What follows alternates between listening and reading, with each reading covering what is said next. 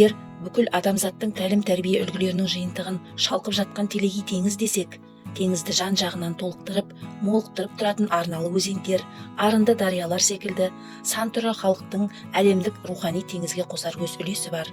Ал өзендер мен дариялардың өзінен өзі дайын күйі пайда бола қоймайтыны белгілі.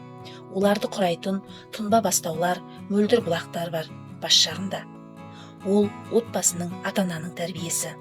Жасында көргені жоқтың өскенде айтары жоқ дейді атаң қазақ. Қалтаңда 10 диплом болғанымен сәлем парызын білмесең, біліп тұрып оны өтемесең, жолын жасамасаң, нағыз мәдениетсіз адамсың.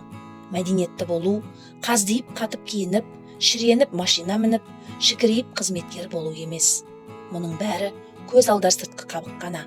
Маймылды малындырып үлдемен бүлдеге орап, машинаға отырғызып қоюға болады. Одан маймыл мәдениетті болмайды. Бәрібір ол битін теріп жегенін қоймайды. Өйткені тегі солай. Мәдениеттілік адамның рухани өрісімен өлшенеді. Қаныңда бар тектілігің мен бойыңа сіңген жақсы тәрбиең қандай деңгейде екендігінен мәдениеттің көрінеді.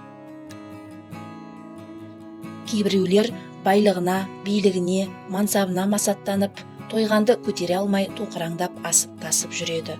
Ондайлар басқаның алдымен өзіне сәлем беруін күтіп тұрады. Сонысымен бағасын асырмақ болып кісімсейді. Ал Құдай жарылқап өздігінен сәлем бере қалса, қасын керіп жылусыз жанармен ернін жыбырлата салады.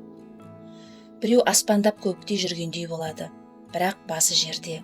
Енді біреу жерде жүреді, бірақ мәртебесі аспанда.